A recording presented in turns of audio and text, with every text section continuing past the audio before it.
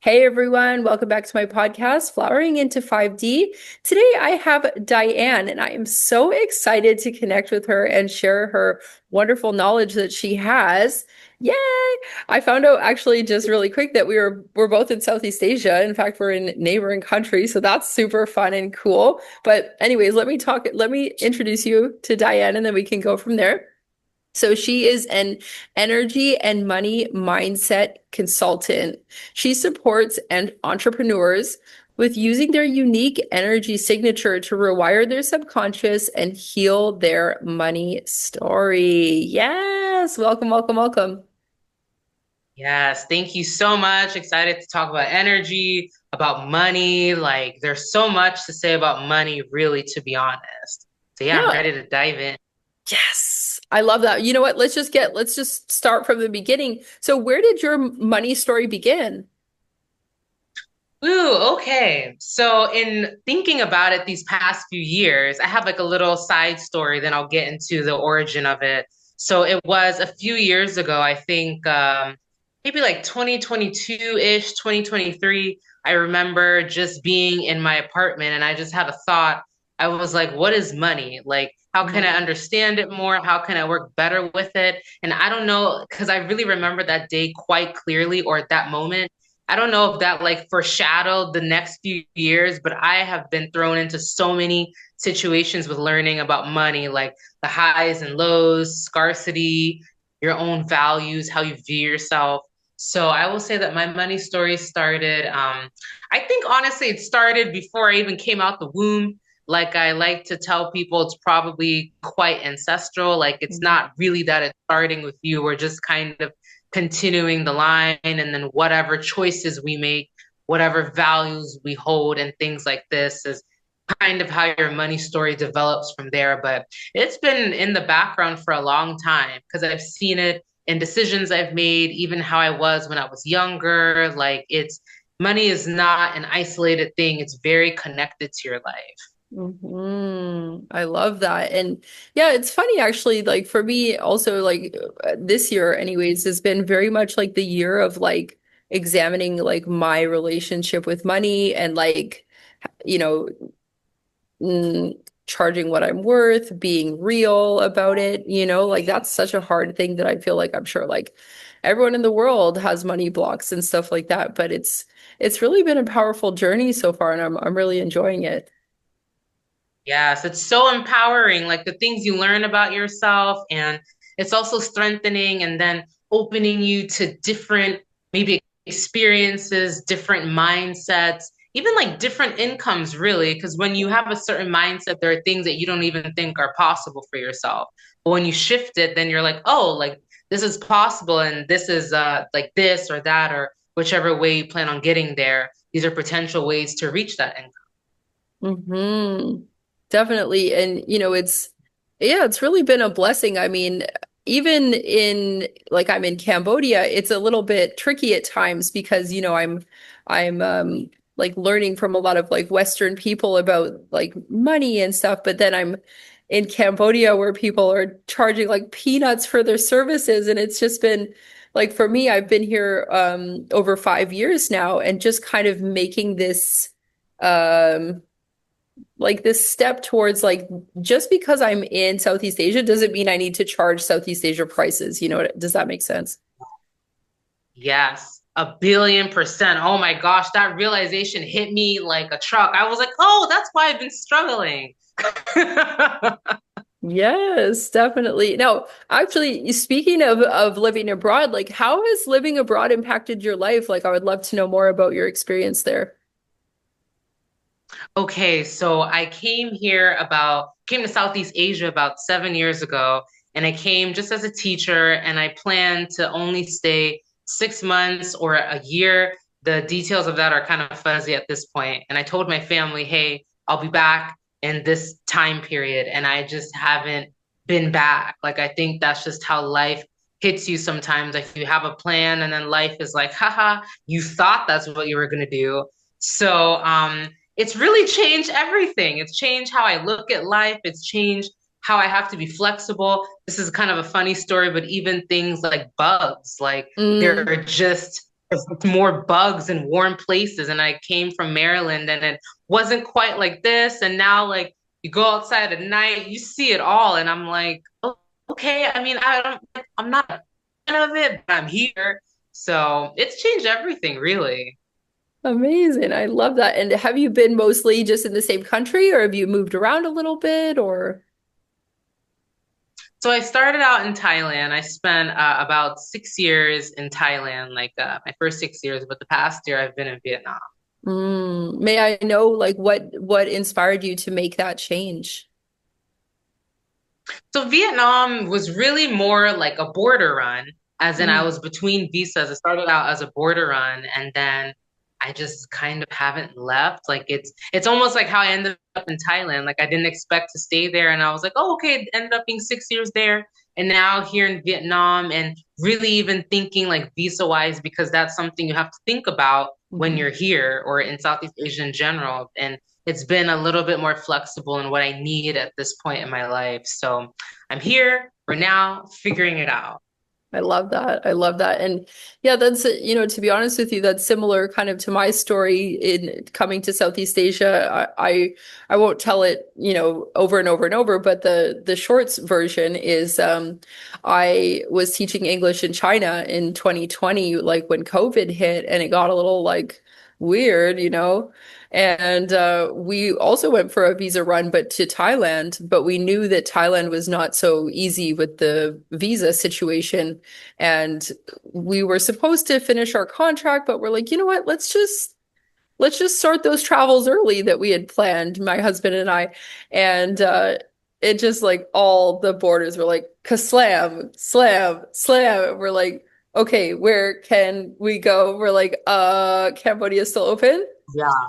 It's $20 to get there. Let's just go. And we just literally have been here ever since.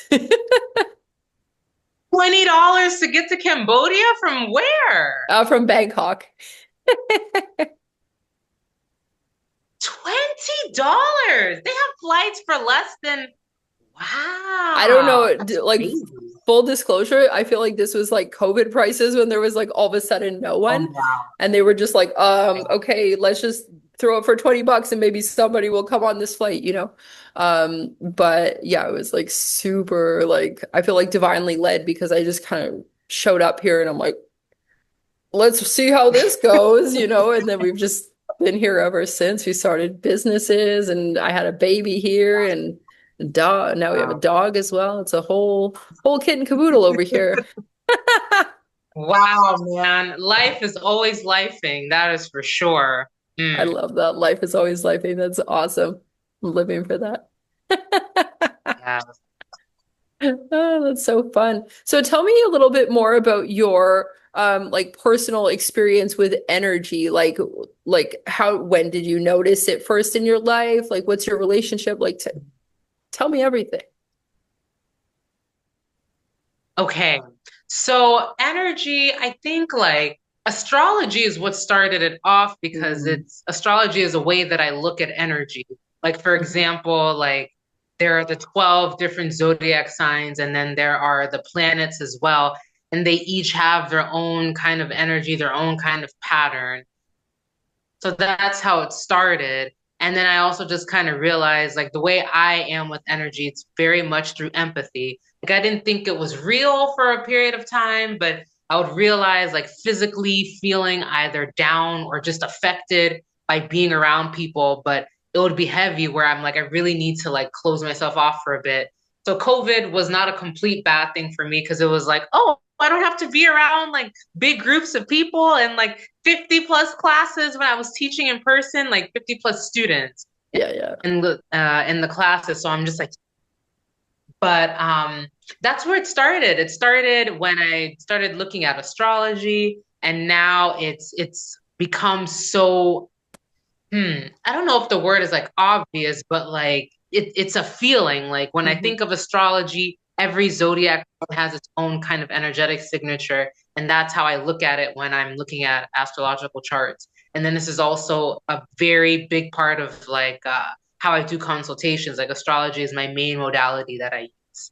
I love that. And you're working with tropical astrology? Yes. I did use Vedic for a while because like I loved studying the nakshatras and Vedic astrology, but now I'm back to tropical because it's just kind of the stage I'm at in my life. I mean, there's really room for both, but I just wanted to choose one, and I've been studying tropical for way longer. Yeah, I think that's really the key, right? Is like choosing one and like going all in it. This is something that I've realized not just with astrology, but kind of like with life. I'm like the Yes. classic person where I'm like, let's just like dip into like 20 different pots at once. And then I'm like, why am I not remembering everything? And well, it's because, you have to Too much focus going on on. things. So Yes. Yes, yes, yes. awesome. So tell me like what's your sun sign? Tell me a little bit about like you as astrologically if you don't mind. Okay, so my sun sign, it's really funny. In another podcast, I like got it confused. I was like, wait, what am I again? So like let me like get it together. I am a Libra sun, a Pisces moon, and a Capricorn rising. Yes, I said it right. I Yes. love it, love it, love it. In tropical astrology, my daughter and my mom are both also Libra sun. So it's yeah. Oh, it runs in the family. Wait, what are you? So in tropical astrology, I'm a Taurus sun.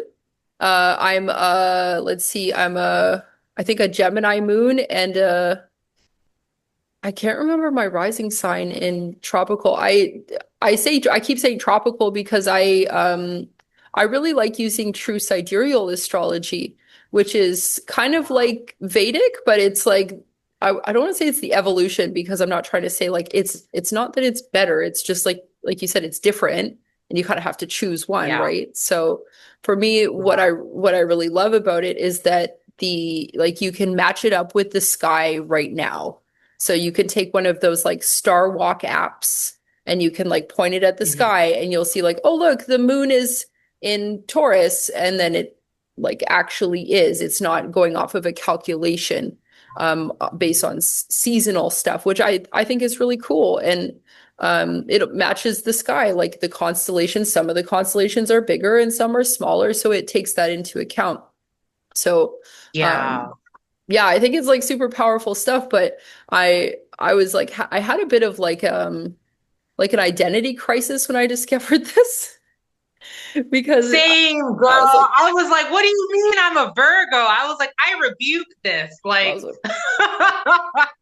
yeah, I was like no because yeah, in true sidereal I'm a an Aries but like because it goes back 24 degrees, so I'm in Aries and at first I was like no, just no. I am no. But then I really had a good look and I was like, you know what? There's still a lot of Taurus going on here, including my Taurus moon, which is like I was like, okay, yeah, like yeah, yeah, okay, yeah, for me, yeah. So yeah, yeah. it's I think it's yeah, like you said, it's just kind of where you're at in your life and like what resonates with you. And I don't think that one is more necessarily accurate for everyone than the other. I think it's just kind of what lands for you is the most important thing. And also, like, there's patterns between the two of them, like how you just said that in sidereal that your moon is in Taurus, and then in tropical your sun is in Taurus. Like, if you just look at that pattern of Taurus, it's still there in your chart, like in both charts. So it's really more just like if we looked at it more like pattern wise, or really the overall like definitions or descriptions, as opposed to only focusing on the signs or whatever we've read about it, it will probably say pretty much the same thing. Yeah, exactly. And you know what? It's like there's so much information in astrology that it's like if you sit here and like Yeah. nitpick the little details, like it's really like you're missing out on the bigger picture. And I really think also like there's some information is going to really resonate now, and some information isn't going to ever resonate, and some information is going to resonate in 20 years. And it's like, oh, I remember that now. And like, whoa, yes, like Yeah. it's just taking what you need now and leaving the rest. Yeah. It's like constantly unfolding. I love it. It's like life's mystery still coming into fruition as time goes by.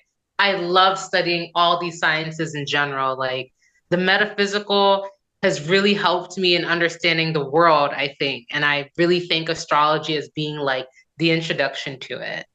Definitely, definitely. And yeah, like I just I love it. And I'm glad that you agreed with me about like the like identity crisis for a second because I was like, oh my gosh, like am I supposed to be this upset? You know?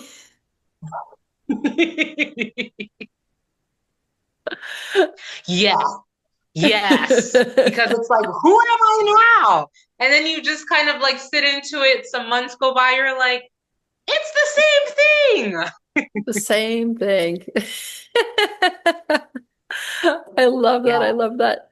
So, speaking about like metaphysics, and I feel like this is obviously tied to healing because it's all one thing. Sloppy turn, but I'm going for it. So I just want to know, like, what has your healing process looked like over time? My healing process. So it seems that it actually started with a breakdown at first. Like some years ago, I was having like chest issues and breathing issues, and it was like on the left side of my body. And before then, I was like left side afflicted. Like I have Mm, like a slightly busted blood vessel in my left eye. The left side of my hair was thinner. Um, the breathing issues on the left side, even like the way I walk, it's like the left side is more out of alignment. And then I didn't get that at first, but it started with the breathing issues and always having like this feeling of I just can't breathe. Like that happened for mm, the better part of a year. So in that year, I started healing, went to an Ayurvedic doctor, and I just learned so much. And that's really, I think that's when this arc of my healing journey really started, and realizing that because the left side, of course, is the more feminine side, like, and the body isn't making any mistakes. Like, if I'm mainly left side afflicted, I need to sit down, I need to mm, rest. I need to hmm lean into the feminine. It's even part of why I wanted to start working even maybe more in metaphysics or working in this way of using the feminine, because you realize that it's a way of like trusting in faith, trusting the universe more, getting to set your own schedule so you can do what you need to do to enjoy your life. And part of that for me is to rest. I cannot be hmm on and on all the time. It just doesn't work. So that's how it started, you know, and hmm knowing that even at this point, I'm not like perfect with it, but I've learned so much and I rest more and I'm not mad at myself for wanting to relax. Like, what's wrong with that? hmm Well, I think like coming from the West, it's so ingrained that you have to go, go, go. There's resting. No. You know, like it's Yeah. like when you're resting, you better be doing a hobby that makes you money. Like it's like there's just nobody can just sit down and be like, yeah, I had a nice little Saturday doing whatever. Or, for Um, I notice as well that, if people are resting, it's not even like a conscious rest. It's like, okay, my rest involves turning on the TV and completely dissociating from myself and my problems and everything, and I'm just gone for a while, and I'm not in my wow. body. I'm not like healing. I'm just Yeah. leaving, and I mean, that's part of the reason why I left the West in the first place, is because I just really couldn't, like, I just couldn't do that in my life anymore, of just Yeah. escape. And yeah, it just didn't. I thought I was going to have another nervous breakdown again if I kept doing that, and I probably would have, you know? Wow. And also to know that in this way, I have a question after I say this Yeah. part. Yeah. I've realized that in the West, like, even if we work hard, like you said, it's not really like conscious rest. It's like the rest is like watching TV or still doing something. So, what do you think? Because this is something I've realized that work wise, it's like, for example, like the people who work on the land. Like they Hmm. rely on the seasons. Like if this season, if the weather is more like this and the crops are more abundant, then in that time they're going to reap the harvest. And then in other weather conditions, which is just life, it's just cycles. It's not good Hmm. or bad. It's just that. Then in other time periods, other seasons, maybe the land is more barren. And I've realized, like, since as humans, I mean, we're a part of nature. So what if we just worked like that? Because in business, and let me know if you agree with this. But in business, sometimes maybe you do need to be a little bit busier if you're bringing something out or Hmm. you're just introducing something. It's like you have to give it a lot of energy, you have to give it a big push. But that doesn't mean it has to be like that all the time. So Hmm. I want to ask, like, how do you maybe do your life or do like your services, your business? Like, are you someone that it's like more seasonal or just cyclical in general? Or do you find yourself being more on? Yeah, thank you for asking. For me, I really try to work with the cycles of the moon. I find as a woman that it's extremely powerful. My like womb cycle or period or whatever woo la la la or stuff we're calling it, but my period, my lady Yeah, time, it's not quite synced up to the moon yet, but it's like yeah, it's doing its best. I mean, there's a lot of healing that needs to happen there or is happening there. So that's great. But anyways, to answer your question, I do work with the cycles of the moon. Like the full moon is a time of celebration of, reaping what you've sown the past yeah, cycle. The new moon is the time where you put the seeds in, you make the intentions for the month. And then, going from the new moon to the full moon is when you like put that work in. And then from yeah, the full moon back to the new moon is when you kind of like rest and go like, okay, like a reevaluation, like, oh, yeah, oh, that was good, and that's how I try to live my life. And I find it to be really helpful and giving myself more grace, which is, I think, really yeah, important for myself. And just being like, you know what? Okay, like it's okay to rest. It's okay to not go work 12 hours and then drink three coffee, like, "Ah," like I don't need to do that. It's not good for yeah, me. yeah. If anything, it's more about how you can stay somewhat if the word isn't consistency, just some kind of schedule, because Mhm. I will say there's one thing I've realized. I'm in different Facebook groups, and it's been coming up more about how working with the feminine is not just not having a schedule. It's not completely ignoring the masculine like it doesn't exist. Like you need some kind of grounding, some kind of structure. And Mhm. I would say that I kind of fell into that, not trap, it's like a hole. It's like a Mm. hole and like thinking like, oh, like the feminine will take care of me. Like if I just say this and put it out there, I don't have to do anything, which is just not true. Like, like Yes. there's personal development, even if you're not working, even if it's not about business or your services, like there's things like taking care of your mind, taking care of your body. Like I literally, for like a little bit of time, I was like, I'm not going to do anything. I did need to Mm. heal and I needed to rest, but it's like in life, you have to find that dance and being able to do other things as well. Because just sitting down and doing nothing when there is a material side of life, then you're not making money. And that was my issue for a little bit. So I came out of that and I was like, you can just offer your services on a consistent basis, but you need to do something. So that's something I have fell in and then come out of. Yes, that's funny actually. It reminds me of an experience I had maybe a couple of months ago where I joined this, I don't know what to call it. It's like a school group, like SKOOL, conscious, it's called Conscious Success. And it's this guy who started as a monk and then now he's turned into this like business mentor, and it's just extremely helpful. I'll link it in the description if anybody's interested.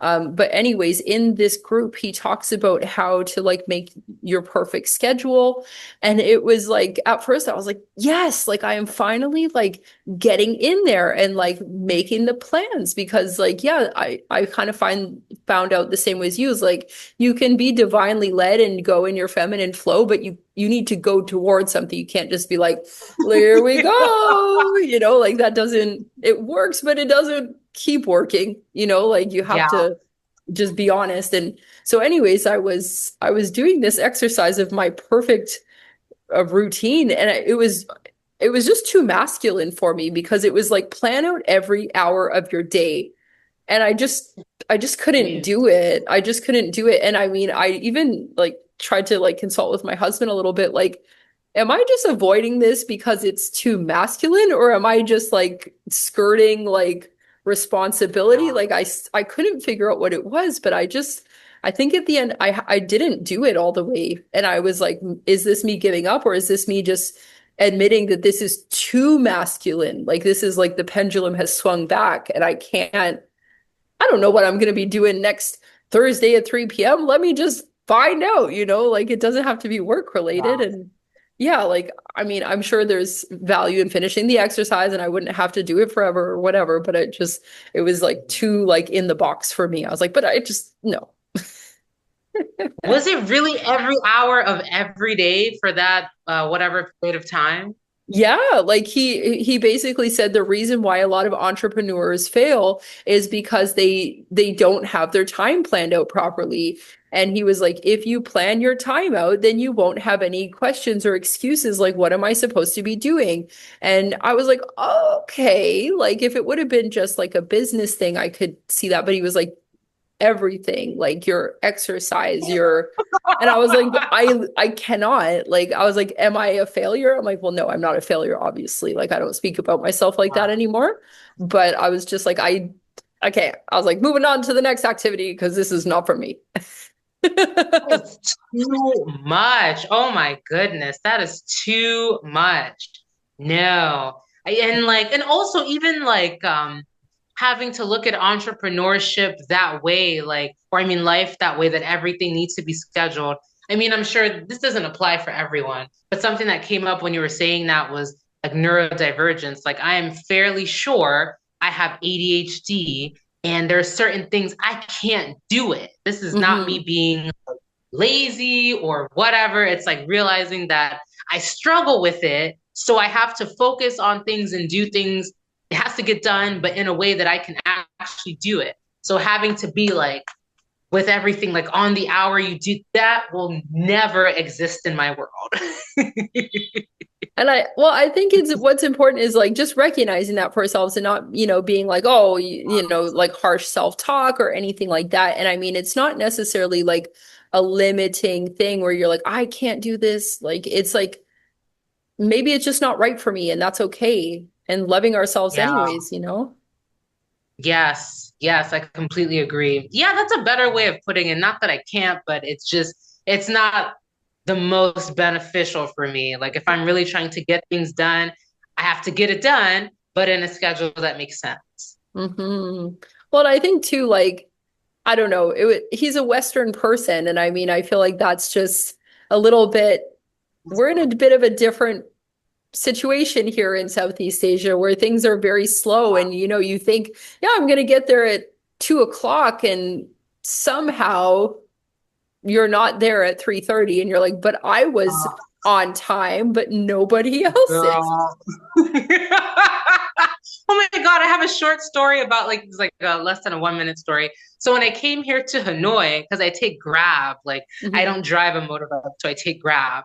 And this is a busier city. Like if Yeah. at first I was in Da Nang, which is like the beach town, way less people, motorbikes. And even though the pace of life is slower, Grab was on point. Like a Grab would always be there within like 3, 4-ish minutes. But when Hmm. I initially here and I tried to hail a Grab for the first time, it literally took maybe something like 3, 4 full minutes for it to be accepted. And Oh man. then like it was taken away, I think because of where I live is also a part of it. So I was like, wow, like I'm waiting like maybe like a full 15 minutes to go somewhere. And I told someone I would be there at this time and I hadn't even left. And that was when I Uh, realized, you know what? This is just a different pace of life. You know, I can't schedule everything perfectly. I can do a little bit better, but it just is slower. It is like just slower in this part of the world. So we just have to find ourselves in it. I agree. And being okay with that because, it's like where I live, there's a lot of expats, even though it's, Cambodia, it's for a small city in Cambodia, there's a lot of expats. And, like I see so many people are getting so upset and they're on the Facebook group of the city and they're like complaining about all the way it is here. I'm like,